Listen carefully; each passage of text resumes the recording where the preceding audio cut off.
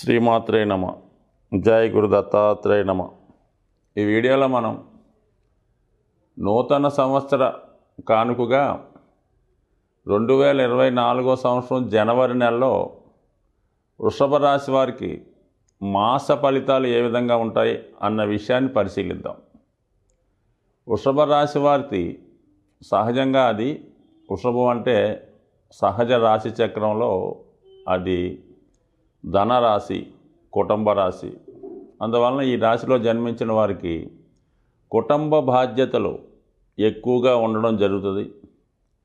ప్రతి విషయానికి కూడా ధనం, కుటుంబం అడ్డు రావడం జరుగుతుంటుంది. విద్యార్థి దశలోనో, వివాహ విషయంలోనో, ఏదైనా కొనే విషయంలోనో ఏదో ఒక వ్యతిరేకత కుటుంబ సభ్యుల నుంచి రావడం, లేదా తగిన ధనం లేకపోవడం వల్ల ముఖ్యమైన కార్యక్రమాలు వాయిదా పడడం ఎక్కువగా ఈ వృషభ రాశి వారి జీవితంలో జరుగుతుంటాయి.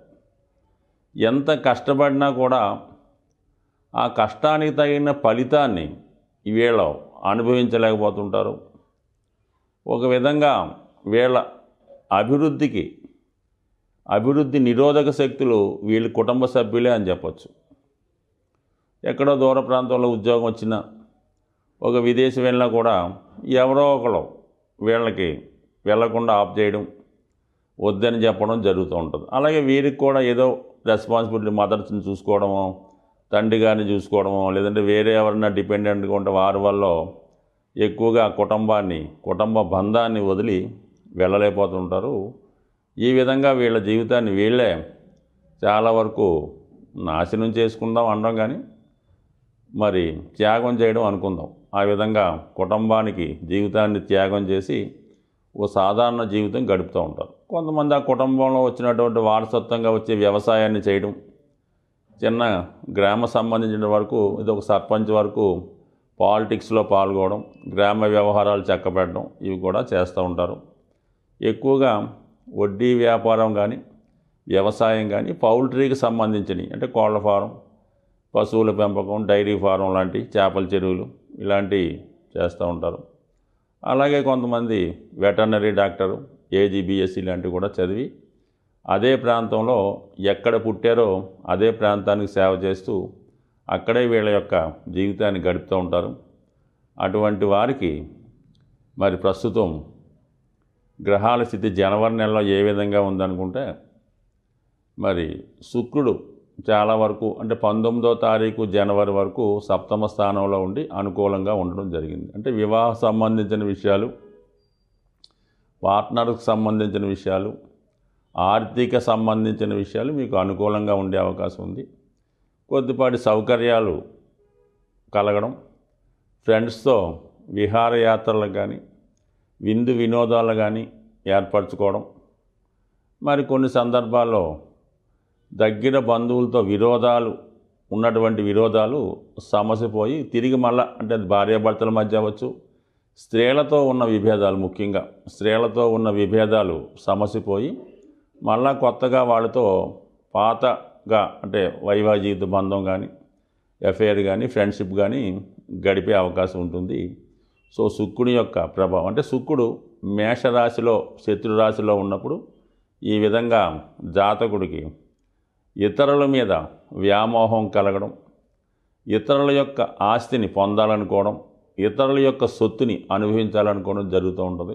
సాధ్యమైనంత వరకు అటువంటి అంటే వృషభ రాశి వారికి ఇతరుల యొక్క ఆస్తిని, ఇతరుల యొక్క సొత్తు మీద వ్యామోహం కలిగినప్పుడు వారు పతనాన్ని వారే కోరుకోవడం జరుగుతూ ఉంటుంది. కాబట్టి సాధ్యమైనంత వరకు మీకున్న దాంట్లో మీరు తృప్తి పడితేనే మంచిది. ఇక ఏకైక మంచి ఫలితాన్ని ఇచ్చే గ్రహం ఈ రాశి వారికి ఈ నెలలో మరి కేవలం రాహు. 11వ స్థానంలో ఉన్నటువంటి రాహు మీకు విదేశ మిత్రుల వల్ల, ఇతర కమ్యూనిటీ స్నేహితుల వల్ల, అలాగే మీరు చేస్తున్నటువంటి వృత్తిలో అదనపు ఆదాయం లభించడం, మీరు ఊహించిన దానికన్నా ఎక్కువ ధనాన్ని, లాభాన్ని ఈ సమయంలో పొందే అవకాశం ఉంది. అంటే రాహు లాభస్థానంలో ఉండడం, కెమికల్సు, ఎరువులు, ఫెర్టిలైజర్సు, లిక్కర్సు, అలాగే వీటి మీద రహస్య ఆదాయం పెరుగుతూ ఉంటుంది. మరి ఆ రాహు రేవతి నక్షత్రం మీద సంచరించడం వల్ల వ్యాపారపరంగా అదనపు ఆదాయం కోసం కొత్త కొత్త ఆలోచనలు, కొత్త కొత్త ప్రయోగాలు చేస్తుంటారు. ఇప్పటి వరకు ఎవరు చేయని విధంగా ధనాన్ని సంపాదించే ప్రయత్నంలో కొత్త నడవడిక, కొత్త ఊహలు, కొత్త ప్రయోగాలు చేస్తూ ఉంటారు. వాటిలో చాలా వరకు సక్సెస్ అవ్వడం, మరి ధనాధిపతి అయినటువంటి బుధుడు నక్షత్రం మీద లాభస్థానంలో రాహు సంచరణం అనేది జాతకుడికి ధనయోగాన్ని ఏర్పడడం జరిగింది. సో అయితే 12వ స్థానంలో సంచరిస్తున్నటువంటి గురువు మరి ఇన్వెస్ట్మెంట్ అంటే గురువు దేనికి కారకుడు అవుతుంటాడు? సంతానానికి, అంటే పిల్లల యొక్క చదువు కొరకు, అలాగే ఏదైనా గృహ నిర్మాణానికో, పిల్లల యొక్క పెళ్ళికో, శుభకార్యాలకో, లేదంటే సామూహికంగా ఏదన్నా మంచి కార్యక్రమం అంటే దేవాలయాలు లాంటివి నిర్మించడం, ఏదైనా పుణ్య కార్యక్రమాలు ఇతరులకి గుప్తంగా రహస్యంగా దానం చేయడం, అంటే మీ యొక్క పేరు ప్రతిష్టల కోసం 10 మందికి తెలిసే విధంగా ధనాన్ని మంచి కార్యక్రమాలకి సద్వినియోగం చేస్తూ ఉంటారు. మొత్తం ఇది అనుకూలంగా ఉంది.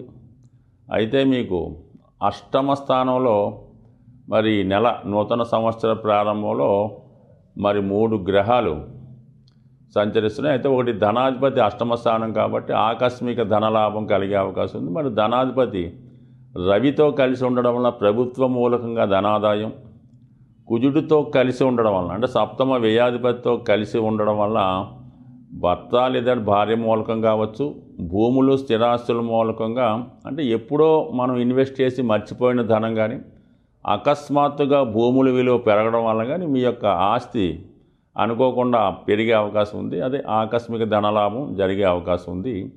అలాగే శని యొక్క స్థితి, శని 8వ స్థానంలో ఉన్నప్పుడు జాతకుడిని కింద స్థాయి నుంచి పైకి తీసుకెళ్ళడం, పై స్థాయి నుంచి కిందకి పడవేయగలడం.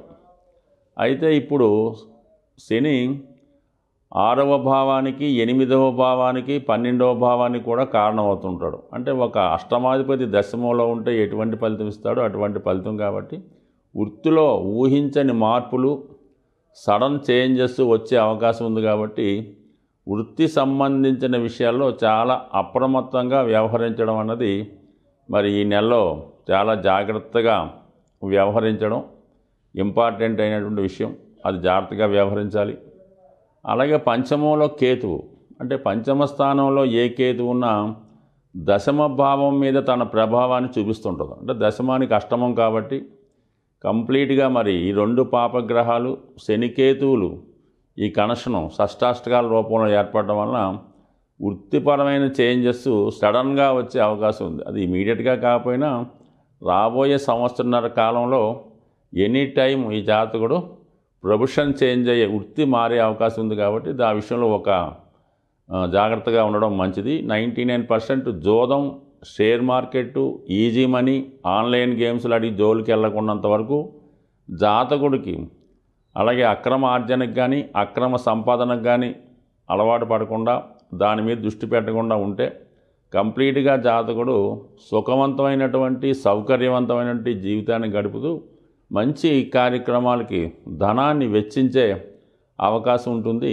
సాధారణంగా ఈ వార ఫలాలు కానీ, మాస ఫలితాలు కానీ, సంవత్సర ఫలితాలు కానీ జాతకుడి యొక్క రాశిని బట్టి మనం చెప్పడం జరుగుతూ ఉంటుంది. అయితే ఇది గోచార ఫలితాలు అన్నవి రాశిని బట్టి మనం చెప్తూ ఉంటాం. సో ఇంకా మనం డెప్త్గా తెలుసుకోవాలంటే జాతకుడి యొక్క నక్షత్రాన్ని బట్టి ఇంకా డెప్త్ అయిన ఫలితాలు చెప్పడం జరుగుతుంటుంది. సో ఏదంటే ఇప్పుడు ప్రతి ఒక్క నక్షత్రం వారికి వారి యొక్క నక్షత్రాల ప్రకారం సంపత్తారని, క్షేమతారని, సాధనతారని, మిత్రతారని, పరమమిత్రతారలని ఈ మిత్ర తారలు కొన్ని ఉంటాయన్నమాట. ఆ తారల్లో ఈ గ్రహాలు సంచరించే సమయంలో జాతకుడికి అనుకూలమైన ఫలితాలు ఇవ్వడం జరుగుతూ ఉంటుంది. సో మిత్రతారలో ఒక గ్రహం సంచరించే సమయంలో జాతకుడికి మిత్రుల సహకారం, బంధువుల సహకారం లభిస్తూ ఉంటుంది. అదే సంపత్తారని జన్మ నక్షత్రం నుంచి 2వ తార ఉంటుంది. ఆ తార మీద గురుగ్రహం కానీ ఏదైనా శుభగ్రహం సంచరించే సమయంలో జాతకుడికి ఆర్థికపరమైన లాభం కలుగుతూ ఉంటుంది. ఆ సమయంలో జాతకుడు బ్యాంక్ అకౌంట్ ఓపెన్ చేసినా, సేవింగ్స్ స్టార్ట్ చేసినా అది అనుకూలంగా ఉండే అవకాశం ఉంటుంది. అదే 4వ తార అంటే జన్మతార నుంచి 4వ తార లెక్కెట్టుకుంటే అది క్షేమతార అవుతుంది. అది స్థిరాస్తి కొనుగోలు చేయడానికి, క్షేమంగా ప్రయాణం చేయడానికి, అలాగే ఎవరికన్నా సంప్రదింపులు జరపడానికి, ఏదన్నా వృత్తి ప్రారంభించడానికి అది అనుకూలంగా ఉంటుంది. ఆ క్షేమతారలో మీరు ప్రయాణం ఎంత కఠినమైన ప్రయాణం ప్రారంభించినా అది సక్సెస్ఫుల్ అయ్యే అవకాశం ఉంది. సో అలాగే 6వ తార సాధన తార అంటారు. కోర్టు కేసుల్లో విజయం సాధించాలన్నా, మీరు వెళ్ళిన చోట అప్పు పుట్టాలన్నా, లేదంటే మీరు అప్పు తీర్చాలన్నా, అలాగే శత్రువులపై విజయం సాధించాలన్నా, ఒక యుద్ధానికి వెళ్ళాలన్నా, ఒక కోర్టుకి వెళ్ళాలన్నా సాధన తారలో మీరు పని స్టార్ట్ చేస్తే 100% విజయం సాధిస్తారు. ముఖ్యంగా విద్యార్థులు ఇంటర్వ్యూకి వెళ్ళినప్పుడు ఆ సాధన తారలో ఇంటర్వ్యూకి వెళ్తే ఉద్యోగంలో తప్పక విజయం లభిస్తూ ఉంటుంది. అలాగే 8వ తార అన్నది మిత్రతార. అంటే మనం స్నేహం చేయడానికి కానీ, వివాహ సంబంధాలు కుదుర్చుకోవడానికి కానీ, ఎవరితో అన్నా పార్ట్నర్షిప్ వ్యవహారాలు చేయడానికి కానీ మిత్రతార చాలా అనుకూలించే అవకాశం ఉంది. సో అలాగే పరమమిత్రతార అంటే ఈ పరమమిత్రతారలో కొంతమంది అనుకూలంగా ఉందని, కొంతమంది ప్రతికూలంగా ఉంటుందని చెప్తారు.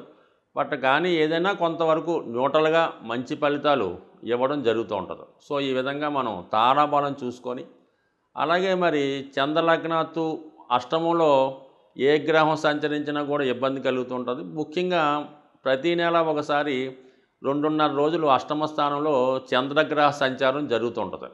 ప్రస్తుతం మరి ఒక విధంగా చెప్పాలంటే తులారాశి వారికి అష్టమంలో ఇప్పుడు సంచారం జరుగుతుంది అనుకుంటాం. వాళ్ళకి ఈ వృత్తి వ్యవహారాల్లో చికాకులు లభిస్తాయి. అందుకని అష్టమ చంద్ర దోషం కూడా జాతకుడికి ఉంటుంది కాబట్టి అది కూడా మరి గమనించుకుంటూ, ఈ తారాబలాన్ని కూడా గమనించుకుంటూ ఇంకా మనం సూక్ష్మంగా ఇంకా డెప్త్గా ఈ వార ఫలితాలు, మాస ఫలితాలు తెలుసుకున్నప్పుడు ఇంకా పర్ఫెక్ట్ అయినటువంటి ఫలితాలు వచ్చే అవకాశం ఉంది. అలాగే జన్మ జాతకాన్ని బట్టి కూడా ప్రస్తుతం జరుగుతున్నటువంటి దశానాథుడు అంటే మనకి ఏదో దశ జరుగుతుంటుంది. ఆ దశానాథుడు గోచారంలో ఎక్కడున్నాడు, ఏ గ్రహంతో కలుస్తున్నాడు అన్న స్థితిని బట్టి కూడా మన యొక్క ఫలితం ఆధారపడి ఉంటుంది. కాబట్టి ఇవన్నీ కూడా మిక్స్ చేస్తేనే జాతకుడు సరైనటువంటి ఫలితాన్ని పొందగలడు తప్ప ఏదో పేరుని బట్టో రాశిని బట్టో ఈ 4 ఫలితాలు ఏదో తెలుసుకోవడం వల్ల అది 100% ఖచ్చితమైన ఫలితం అయితే కాదు. మరి డెప్త్గా తెలుసుకుందాం అనుకుంటే మీకు ముఖ్యంగా చాలా సూక్ష్మంగా, చాలా జాగ్రత్తగా టైం తీసుకొని పరిశీలిస్తే ప్రతి విషయాన్ని కూడా పర్ఫెక్ట్గా జ్యోతిష శాస్త్రంలో తెలుసుకునే అవకాశం ఉంటుంది. కాబట్టి మీరు ఎవరైనా ఇబ్బందుల్లో తెలుసుకోవాలనుకున్న వాళ్ళు మీ సమీపంలో ఉన్నటువంటి జ్యోతిష్కుడికి సరైన సమయం ఇచ్చి తగు విధంగా మరి ఈ జాతకం తెలుసుకోవడం వల్ల ఇంకా మంచి ఫలితాలు పొందుతారని ఆశిస్తూ స్వస్తి.